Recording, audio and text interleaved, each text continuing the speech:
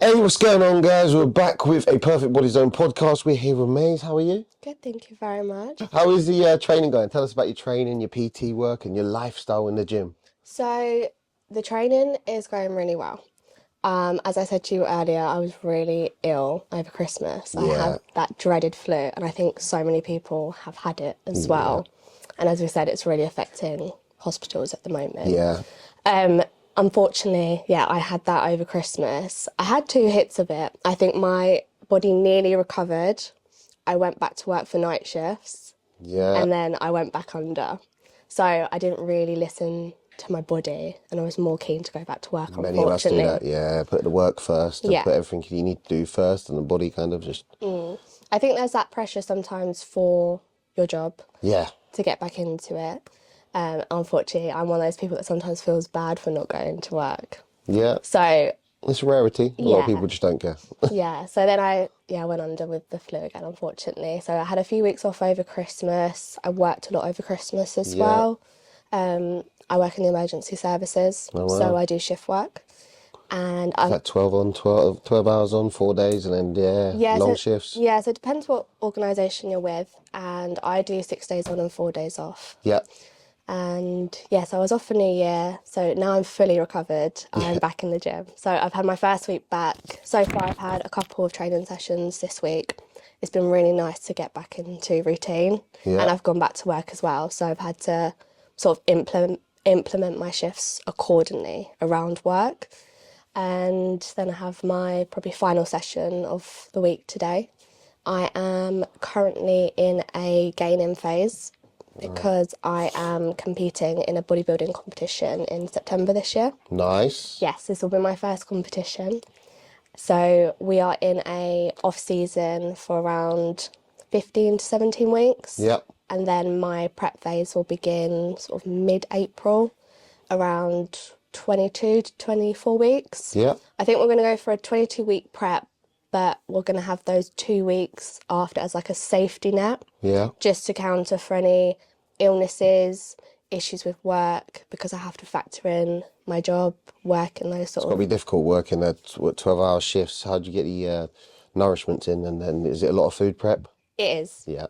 I thrive from routine, organisation, structure, time management. I've always been that way. Yeah. And I think that is why I'm quite good at managing my job, my shifts with my training, cardio, food.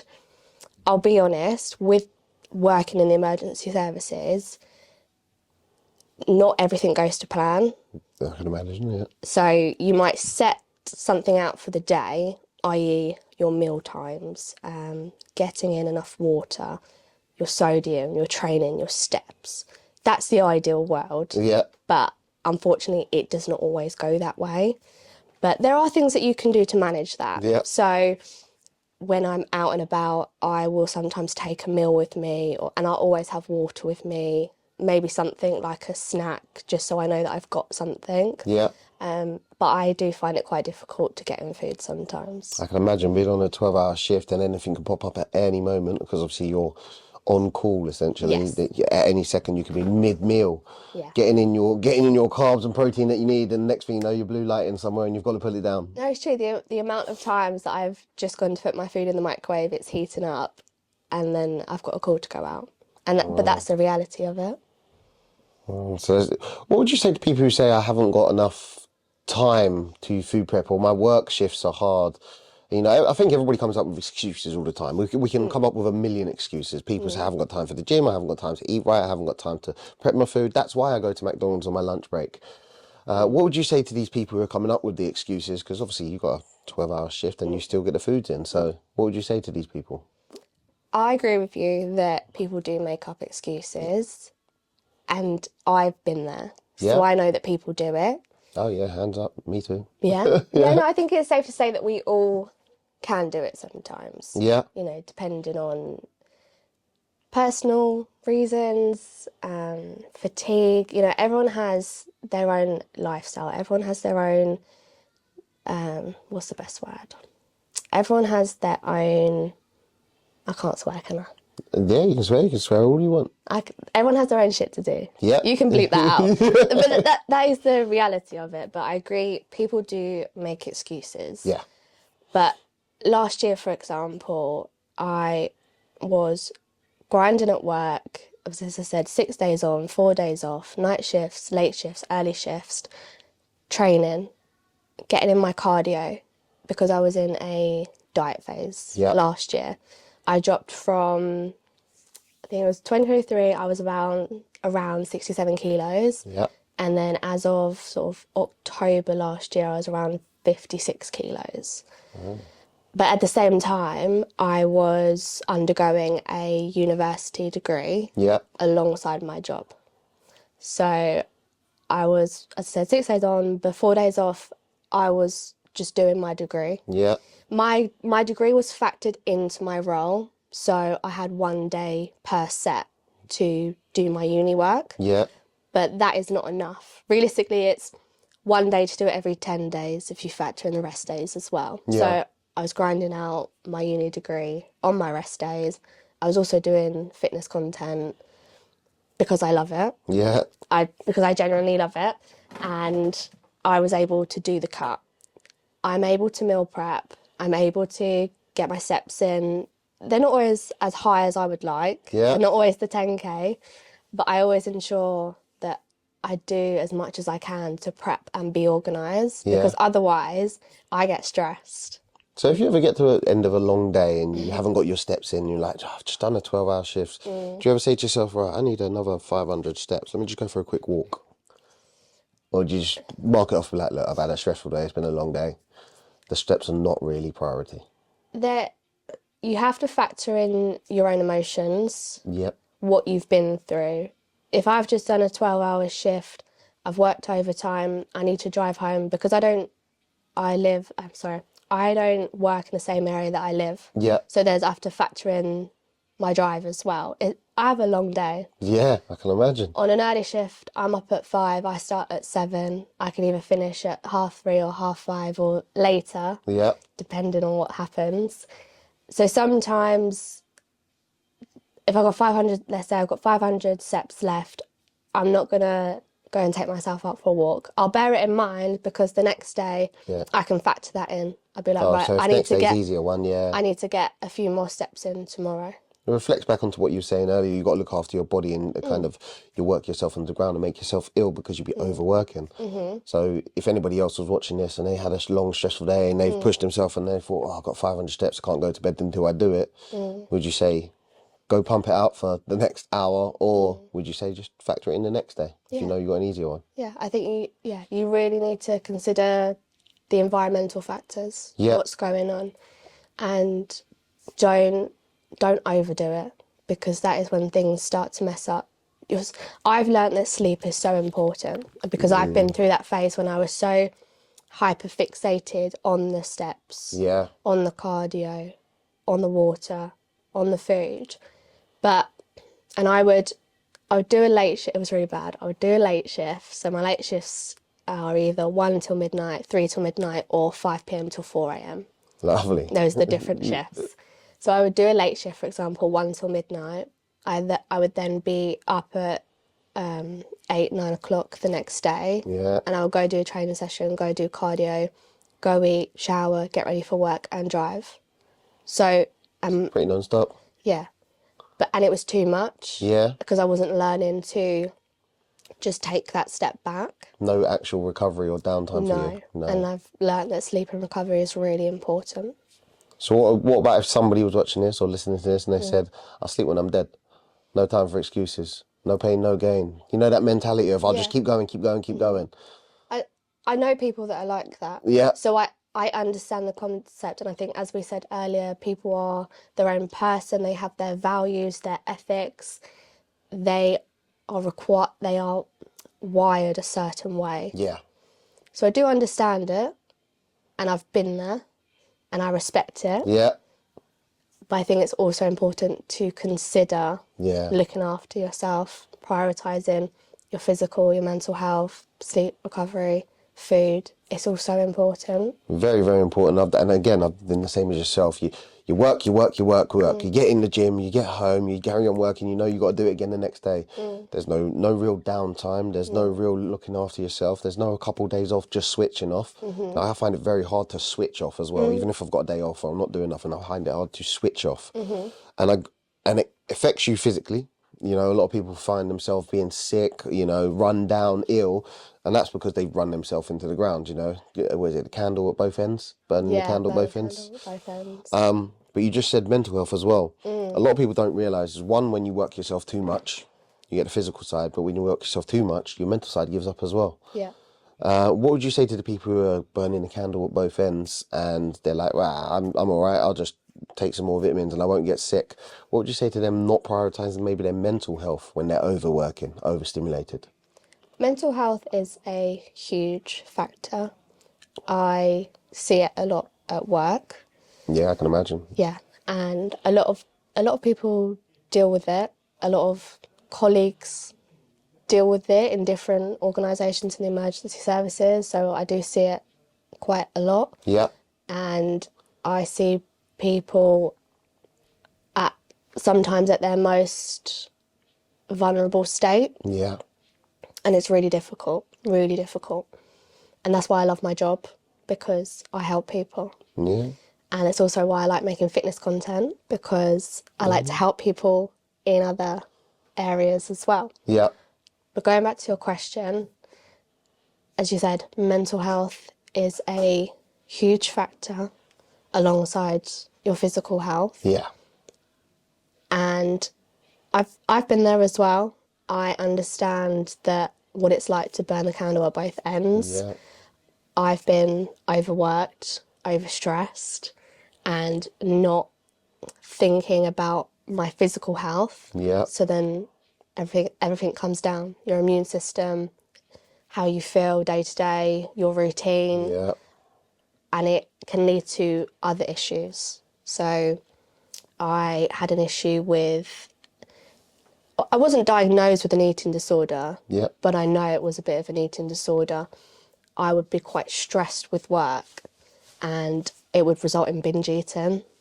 I think a lot of people can relate to that. Yeah. We eat our emotions. We do. And I'm very guilty of that myself. If it's been a bad day or a bad week or something's just gone not the way you want it to, it's very easy to say, I'll have that because that makes me feel good. So you either get the takeaway, you binge out on loads of chocolate, because obviously the chocolate it releases endorphins anyway. When you have that salty kind of greasy food, that releases that, oh, that's lovely. And that's our feel good. Yeah. And I think that's what, I wouldn't say the food is addictive, the feeling from the food is addictive. Yeah. So when people are binge eating all the time and they're like, oh, I don't know how I've put on weight, I don't know how I've done this, I don't know how I've slipped this far, it's because it makes you feel good. And I think a lot of people don't realise or take in the fact that there's something going wrong in their life that they're not happy with. So instead of facing that or going to the gym or changing the career or getting out of the relationship, I think a lot of people turn to the drink, drugs, alcohol or food. You know, we try and find that vice that makes us feel good. And sometimes it's a really, really negative place. Drinking drugs are very negative anyway, but when it turns to the wrong people or food, they're very negative in the same way the drinking drugs is. But we always, you know, demonise drinking drugs. But people get into a certain situation because of other things that make them feel good. Yeah. And I think with those factors, one of the main problems is mindset. Yeah. So when you do feel low, your mindset reflects that. Yeah. And you push that out onto other people. And you can see how people's brain is wired, and because of how they feel so low, and then everything else, their mindset towards it is negative. And that doesn't help. Yeah. Because now you think that nothing is going to work. Sorry.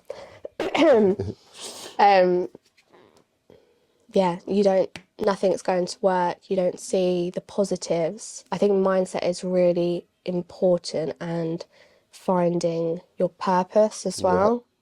Because then you find your drive, then you can get into a routine, and then you thrive from your routine, and you love what you do. Yeah. Day to day. Routines are very, very important. I think it keeps a lot of people on track. If you know what you're doing, you know what you're getting up for. If people haven't got a good sleep pattern, again, that can affect you physically and mentally. Yeah. If people haven't got a good work routine, you know, there's a lot of people who are either out of work or in between certain roles that, you know, they might wake up at 2 in the afternoon. You're like, well, that's probably throwing you out of everything physically and emotionally. Yeah. So routines are very, very key. Yeah. But what about the people who say, I haven't got time to get a good routine? So they get in, kind of chill out when they want, they kind of binge Netflix, they go to bed at 2 in the morning, wake up for work. There's no gym, there's no self-development, there's no books, there's no self-love is what I like to call it as I well. like that, yeah. If you're investing in yourself, whether it be physically, mentally, education, or, you know, down the gym, that's a form of self-love. And I don't think a lot of people do that because they're too busy binge eating, eating the feelings. They're too busy binge watching TV Yeah. because it makes them feel good and they can switch off for a moment. So I feel like instead of having routines, people go towards those vices, as we said earlier. Yeah. Makes them feel good. Why not watch or binge watch 15 episodes of Game of Thrones whilst eating a takeaway? That makes me feel good. But at the end of it, you're kind of buggered. Yeah, definitely. I think that people will make their own choices. Yes. People are very different. We all have different priorities. But to answer your question, people get out. You get out what you put in. Yeah. And that is with everything. Yeah. I feel like it's very cliche to say that if you have time to sit there, have a takeaway, watch the Game of Thrones, if you have time to lay in bed, doom scroll. Yeah, doom scrolling, yes. You have time to go food shopping. You have time to meal prep. Yeah. You have time to get organised. And that comes down to priorities. So people will be watching this, listening to this, and they'll come up with a million excuses. You just don't understand, I've got a busy life. You just don't understand, I haven't got the money to eat healthy. You just don't understand, I like to switch off. What they need to understand, a lot of people, is you chose to go to the gym, you chose to food prep, and you chose to look after yourself physically and mentally. That's the same time it would probably take to order the takeaway, sit down and watch Netflix, and then binge that for 4 episodes. But your priority was self-love, self-investment, Yeah. you know, looking after yourself. Now, they've made the excuse to have the Netflix and the food. How would they change that mindset, or how would they go from that lifestyle to a bit more self-love, a bit more self-development? How could they change that? How much do you want it? Ooh, I like it, I think, without sounding too blunt, that is it. How much do you want it? How much do you want to invest in yourself, your personal growth, Yeah. your self-love?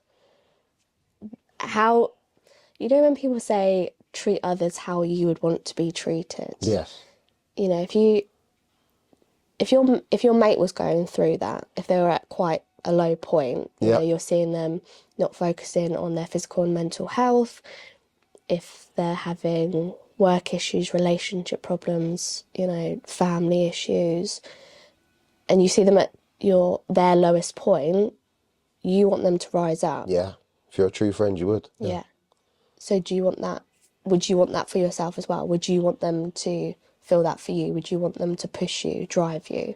Yeah. So, and yeah, as I said earlier, without sounding too blunt, that is it. How much do you want it? Like, I love what I do. Yeah. I love my job. As I said, I love helping people.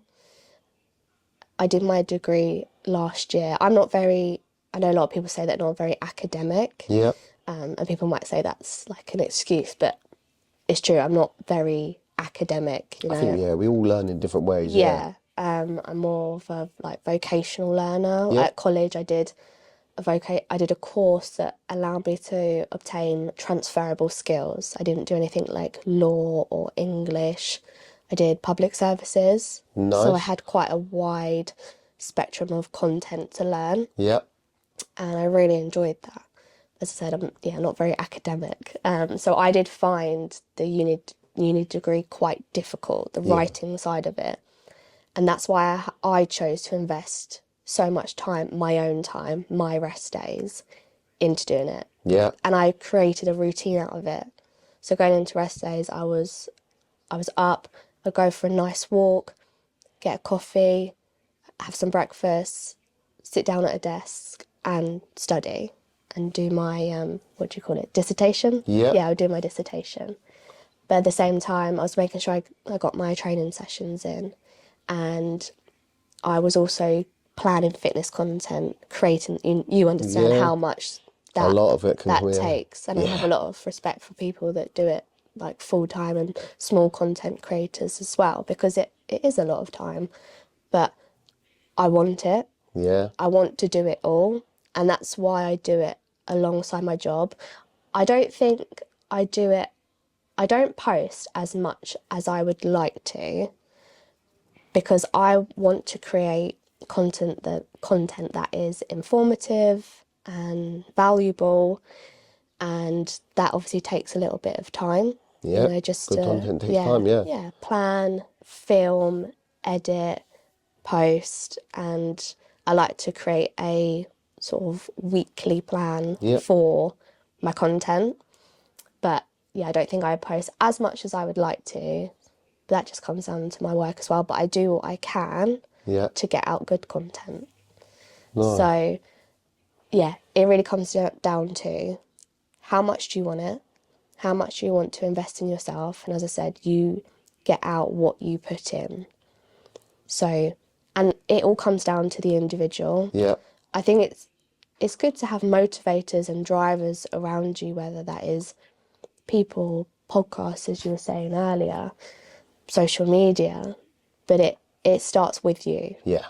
You are the only one that can make the change about your physical, mental, and emotional health. So as you were saying about content and a bit of self-development and self-love, and obviously you said that the uni work was hard, but you put in the time and effort to learn more. Yes. Are you a big lover of learning? Yes. Yeah? Yeah, I do. Yeah, I do like to learn. And that's why I like my job, because there's a lot of training. Yes. So there's constant room for improvement, which allows me to be better at what I do. In terms of fitness, I think there's a wealth of knowledge online to learn from. Also comes back to what you said with following people as well. Like if you follow certain people, you'll get knowledge from them. Yes. Yeah, definitely. And a lot of people are very giving of knowledge, which is really helpful. I have a online coach who is helping me through this process of competing, and he is also a wealth of knowledge who shares it openly with myself, his clients, and we are allowed to use that, and that that's a form of learning.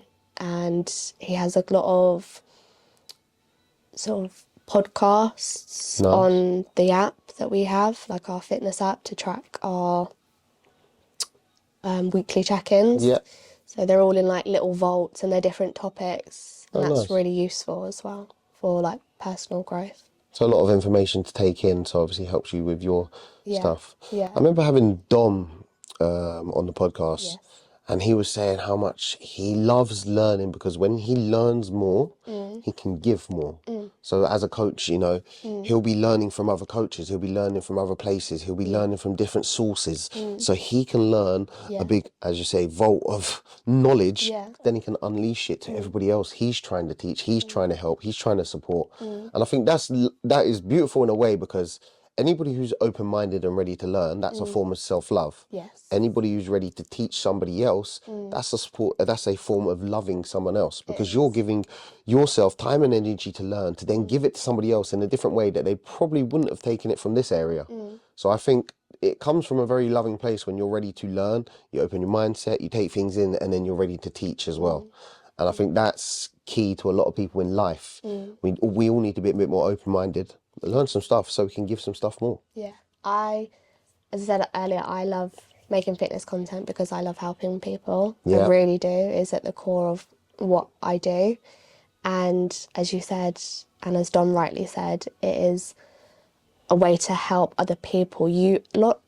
Knowledge is power. Oh, see, I remember reading that years ago, and I was like, yeah, knowledge is power. And then it was a few years later I read, knowledge is only power when action is behind it. So, and I was like, oh shit, I bought loads of books and I didn't read a lot of them, and I read some of them and I didn't apply it. So I had all this knowledge, but it never did anything for me. And it was only later than I realised my other friend, he always took action. He didn't have much knowledge, but he always went after something. Yeah. He'd always go for that little earner, that business, that investment, that go get that. And I was always watching him in awe. I was like, how has that worked out for you? You haven't read about it. You haven't got the knowledge for it, you know. But I think knowledge combined with the action, you, as you say, knowledge is power. Combine that with some action, you'll be unstoppable. Yeah, and I think the action in it is what helps you learn as well. Yeah. So as you said, when Dom learns something and then he implements that into his coaching and for his clients, he's processing that as well. Yeah. So then it's natural, because obviously with learning you have to sometimes, well, for certain people, I know myself, I have to revise quite a lot Oh for yeah, it to get it, stick in, but actually action it helps you to learn it as well, helps it to sink in. Same with, you know, education and books, and some people be like, why are you reading the same book again, or so why are you watching that video again? I think the more you can drill it into you, it's like riding a bike. You never rode a bike once and just knew how to ride a bike. You have to fall off, you have to go uphill, you have to go downhill, you have to have different scenarios. Same with books, same with knowledge. You have to keep feeding, because you'll see things from different perspectives. Even if it's the same book or the same, you know, video you watch, you'll watch it again or you'll read it again and you'll be like, I didn't get that last time. That's clicked because I see it from this point of view. And I think that's very important, that we always have that first. Yeah, definitely. I think, as we were saying, social media has a wealth of knowledge about fitness. Yes. I think on the flip side of that, there is a lot of information, so you question where to start. Yeah, your source of information has to be a good one. So if I was to want to learn more, you know, somebody I believe that I could probably trust and watch would be Dom.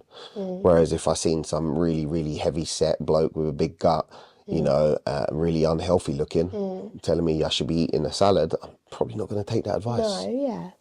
Yeah, definitely. It's hard online. So you say you put a lot of time and effort into yourself, you know, into your content, into a lot of planning. A lot of people don't realise that it comes down to that. Because we just assume that some nutcase in the gym's popped up with a, you know, camera and a stand and you're like, oh, there's one of them. But they don't realise the content, the planning, the education, the mindset, or everything that goes behind producing that video or that piece of content. Have you ever come across that where you've planned loads of stuff and, you know, people will be like, oh, how did you put so much behind it? Has anybody ever questioned how it's so informative or how your videos come out in a certain way? I've never had anyone that has questioned it. I used to do social media with a friend that was fitness content when I was young, when I was a bit younger, so like 18. Yep. And we did it together for quite a long time. And then it stopped due to work and other factors. So then now I do it on my own. I was a little bit hesitant to do it as well, because obviously I'm doing it on my own for the first time, which is a little bit strange. But as I've grown, as my content is growing, as I kind of found what direction I want to go in with it, a lot of the people around me have been so supportive. That's good. Really supportive. And it's just, it's really lovely. Like, people will comment and say like, oh wow, I didn't, like, for example, I posted a video the other day of how I get back into routine after night shifts. Yeah. So coming from the last night back into sort of normal life, I guess. Yeah. And there was a comment that said like, wow, I've always wondered how people do that. Like, thank you. So it's a really supportive community. Yeah. And that is why I love social media, being online, making content online, because strangers will support you. Yeah. Sometimes people around you may not. Ooh, I love this topic. Yeah, yeah. I think it's true. There's many videos I create. So I do a lot of motivational talks. Yes. And I always come back to, a lot of your friends and family will not support you, not because they hate you or they come from a place that they just don't want to support you because they don't want to see you do well. It's not a malicious. It's just that they've always seen you in the light, that they held the most power over you. So they knew you as that person was younger than them. They knew you as that person who didn't earn as much as them. They knew that you were that person who was, you maybe chubbier than them. They, these friends and family have always seen you in a light that they held the most power over you. But when you start having more money, when you start looking fitter and better, when you start becoming successful, they then see you in a different light, which then they have to take responsibility for themselves not getting up to that level because you leveled up. And your friends and family around you are like, damn, how did they do it and I didn't? Yeah. So subconsciously, I think a lot of people won't support others because they can see other people shine while they still sit in the darkness. And instead of wanting to do better, they sit there becoming bitter. And it's a very, very harsh way of viewing the world. But I don't think anybody does it like maliciously. No, yeah, I agree. I really like that, what you just said. Yeah, I really like that. And I can resonate with that as well. I think when you invest in yourself, I was going to say glow up, I don't really like that. When you invest in yourself, in your physical and mental health, you have that routine and structure, you're thriving at work, you find your passion, your purpose, you're educating yourself, you're learning, you do so much better. You know who you are, you know what you want, and you will go after it. And as I said at the very beginning of this, I know that I have made excuses before for not being organised. I've been there, so I understand people do it. But if you want it, you'll go get it. And you will, as I said, you get out what you put in. Very, very true. And if you want it, you'll go get it. People make excuses. Now, coming back to what you just said there and what you said earlier, I think people need a why. A lot of people are like, oh yeah, I've got this and I don't know if I've got that. I haven't got time for this. And you said that you need to take action on things that you want to take action on. But I think a lot of people don't find their why. They're like, oh, I'm a little bit overweight. Well, how overweight are you? Is it detrimental to your health? Is it going to bring you a lot of health issues later in line? If you carry on in this path, where are you going to be? Do you have kids that you should be healthy for? Do you have a family that you should be supporting? And that would be your why. And many times a lot of people come to me, usually because of drinking drugs. But with the content I put out there, it's a lot of men that come to me with mental health issues, a drink problem or a drug problem. Not a lot of people come to me for fitness stuff much, maybe because I let myself go. But a lot of people come to me for those. And I always say to them, you just need to find your why. And for a lot of men, I always say that your biggest why would be your kids. If you're out on the packet all the time, you're drinking all the time and you're throwing your life away, if you've got a child, a couple of kids, then that should be your biggest why. Hold a picture with them every single time you get and you'll be like, I'm doing it for them. I'm doing it because of this. I'm doing it because of my family. And again, it comes back to your why. If you're in a toxic relationship, it might be domestic violence or whatever it is. Do you want to change? Do you want to get out? Where are you going to be in 5 years? Is this going to escalate? Are you going to get hurt? That's your why. I'm changing, I'm leaving, I'm doing it because this is what I don't want. This is the way I don't want to live. Or this is what I do want to do. This is who I do want to live for. And it's finding that why, I think, a lot of the time. Purpose is a huge thing. And as you rightly said, people in vulnerable situations find it difficult to find their why and their purpose. But if we bring it back to your mindset, what do you want to go after? How do you want to live? Where do you want to be? What are you going to do that's right for you? Because you are the one person that you can rely on forever. Because you will always have your own back. That's a lot of self-discovery questions right now. So I think it is really important to find your why, find your purpose, and have a strong mindset. Because if you look at everything negatively, you are manifesting that. What about if somebody's a bit lost? So they're listening to this now, they're like, oh, I need to find my why. I don't know what that is. I need to find my purpose. I don't know what that is. Because there are going to be a lot of people left in limbo at the moment. A lot of people are kind of, I'm just getting up, going to work, and it's mundane. So what about somebody who doesn't know their why or doesn't know their purpose? Self-reflection. Taking that time to self-reflect on yourself as a person, the people around you, your lifestyle, and as I said, then finding your purpose. What do you want to do? Who do you want to be? What do you want your lifestyle to look like? What motivates you? what is negatively affecting you? Yeah. How can you move away from that? What changes can you make? You don't have to make these huge changes in life. Yeah. I think that comes back to, the start of the new year. Yeah. People make these over dramatic changes. They announce it on social media. They get that dopamine hit, but they haven't actioned By the 15th anything. they've stopped. Yeah. They haven't actioned anything. Yeah.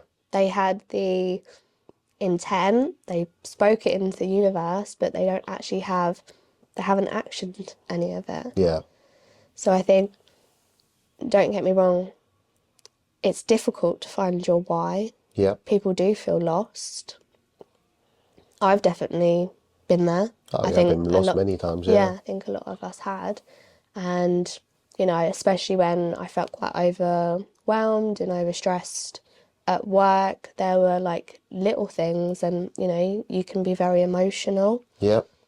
You can feel very lost. You feel sort of out of routine. I remember it was a bit odd. I would go to work, I would have a shift, and it would take me a good few seconds to realise where I put my car, because I couldn't process it, but that was so normal, and I knew things weren't quite right because I was overstressed and overworked. So then you have to look at, how do you deal with that? How do you manage it? What makes you feel good? How are you going to get back on top? And it's not the binge eating and binge watching Netflix. No. Those are bad advices. Do you know what? I never told anyone that up until last year. And I disclosed it to someone, and it was a very unsafe environment to do so, but I never had said anything before. Yeah. And it was really odd, because when I was looking back on it, I was like, oh my God, I can't believe I did that. I can't believe I was in that I think that's one of the most normal positions for people to be in. Yeah. You look back and you reflect and you're like, I can't believe I did that. Yeah. But people watching this, people listening will be like, I do that all the time. Yeah. I eat my feelings. I sit there and binge because, it makes you feel good, especially if you had a stressful week. There's nothing easier. Unfortunately, it is easy. If you said to somebody after a stressful week, do you know what, you'd feel great if you just went for a quick run and maybe hit the sauna. You'd be like, what? That's the last thing I want to do after a stressful week. But going home, pressing a couple buttons and getting that takeaway is so easy. Yeah, it is. And It's unfortunately, convenient. yeah. And then unfortunately, a lot of people will get to that. They'll be like, I deserve that takeaway. I deserve that binge eat. I deserve to sit down for 7 hours chilling out. And partly they do, but at the end of it, what are you going to feel like? Because most things in life compound. And when you come down, like you said earlier, it's not that instant change that we get. It's not that overnight kind of, I'm going to decide to do this in January and it's all going to happen. It's not about doing a 20-mile run on day one of your fitness journey. But if you do a 1 mile run, a 1 mile walk, and you do that consistently, at the end of the month, you're going to be getting that 20-mile run. You're going to be fine. Like, you have to work up to things. And I think a lot of people don't realise that because they're scared to go to the gym because I need results overnight. Well, the chocolate didn't make you fat and the salad's not going to make you skinny, but consistently over time, trading, you can lose weight and you can gain weight. Yeah. It is about being that 1% better. 1%. Every day. You don't need to go balls to the walls, 100%, 100 miles an hour, because you'll just burn out. And it'll make you sick. Yeah, it will make you sick. It's so true. And if somebody's watching this now and they're like, well, how do I start? I want to have a better lifestyle. I want to have a better physical appearance, be better in life physically and mentally, but they're in that rut. They're working all the time. They like their Netflix. They like their takeaways. How can they implement change? You have to implement change gradually. You cannot go 100 miles an hour at once. Yeah. Because you won't learn what works for you. You'll try something, you'll realise it doesn't work, and then you'll give up. Yeah. Because you think that you can't do it, but it's just because you haven't implemented it correctly. So start with the small changes. Still enjoy the Netflix. Yeah. still enjoy a takeaway. That's very important. It is very important, but everything can be taken in moderation. I knew that word was coming. I was like, yes. Put it in there. Find that balance. Yeah. Start small, daily walks. Yeah. If you can, get in the gym. Start learning. Start watching things online. There's so much on Instagram, TikTok, YouTube, and use it. It's free. So it's not doom scrolling, educational scrolling. Yeah, exactly. Yeah. But still, have the luxuries. Yeah. Do the things that you enjoy. Make sure that you're happy. Moderation is key. Yeah, but also look after your physical health and mental health. Yeah. I think that's quite a big topic of today, both physical and mental health. Yeah. A lot of people don't realise how much correlation there is between your mental health and what you put into your gut. So a lot of your gut, if it's fatty foods, sugars, you're going to start feeling sluggish, you'll feel lethargic, you'll feel down, you'll feel sad because your emotions are chocolate, no chocolate. Fatty foods, no fatty foods. And then your emotions go with that. So people don't realise that affects your emotions, which affects a lot of your mental stuff. And your physical. There's nothing better than finish a good workout and you feel on top of the world. You didn't have to have that food, you didn't have to have that chocolate, you didn't have to go crazy down the pub. No. You went and did a good workout and you come out and you're like, oh wow, because the endorphins that are released. Same sort of endorphins that are released when you have chocolate, fatty foods, when you drink your favourite alcohol, when you do your favourite drug. These are all endorphins that are released in different ways. So a lot of people, it comes back to moderation for a lot of people. Going and do that workout could make you feel as good as eating that chocolate bar. You just don't know yet because you haven't tried. No. I know you said a lot of people come to you to seek advice around drink, drugs. Do the people that come to you want to make those changes? Because I think it does start with you want that change. Yeah. So do people come to you and they want to make the change, but they just don't know how, or they're looking for advice and support? I think a lot are lost. Okay. So I think a lot of it is majority young men that come to me. Well, I say young men. I still refer to myself as young, but I'm over 30. Still young. I think a lot of men, they want change. Not a lot of men want to feel like they're not worth anything. Not a lot of men want to go to work, come home and feel like they're in a household where they're not valued. And not a lot of men have, men come from a place of Jack the Lad, top of the world, kind of that athlete, that kind of guy who's big, top box, and then you're stuck in some factory for the last 5 years and you and your missus are arguing all the time, so you turn to drinking drugs, and I think a lot of men turn to that because they haven't got that happy vice. So a lot of young men are lost, and I think they want change. The downside to it is what's taken you years to get into your bad habits. So you've been drinking and drugs and bad people and you go into the same places. You've been doing that for the last 4 years. Getting some good advice won't change your life overnight. No. Again, it comes down to small changes. You might have to say to your friend, I'm not going to come out this many times a month. I'll still see you, but I can't come out this many times. And you might break away a little bit. And then it comes down to what you said as well, putting some goodness back into it. It might be a good video. It might be a good bit of education. It might be getting around a better person. And we slowly over time will change our bad habits to good habits. But a lot of men come to me like, I need to stop this, I need to stop that. And they believe that they can come off the drugs and the drink and the routines overnight, and you won't. If you've been drinking with your friends for the last 4 years, 5 years at the same pub, don't think you're going to stop the pub, because you're going to have a massive void in your life. You've been down there, 3-4 nights a week for the last 5 years? And then you'll be like, right, I spoke to Fatz, I'm good. I don't need to go to the pub. No. You're going to be at 4 nights a week, beating yourself up home. What am I going to do with life? I hate life. And then you're going to argue with your missus. And again, you have to slowly transition yourself away. Yeah, and that comes down to your routine. As you've said, you've built up that routine. That's all you know. So you can't just break away from it so quickly. You need to do it gradually. But there's things that you need to put in place as well to fill that void. Yes. So they need to be positive. Voids always need to be filled. If you don't fill the void, you're gonna get back into your bad habits. And I think, unfortunately, for a lot of men who do come to me, they don't fill that void. They'll stay away from their friends for a little bit. They won't touch drugs for a little bit. 2 weeks later they've fallen back into it because they haven't filled that void with anything positive or something that could make their life go in a better direction. Yeah. So unfortunately they just go back into or slip back to because they haven't found something else. And that really sucks. And I know a lot of people, I would say, would be go to the gym for one, massive for physical and mental health. I'd say go for combat sports because it just releases so much stress. Yes. And getting punched in the face is like, it's just thrilling. It sounds strange, but it's just like, one, you realise you're not going to break, and two, you realise, you know what, it is a form of self-love to combat another man. I don't know why, but, you know, it just is, you're not fragile. And I think that's a great thing as well.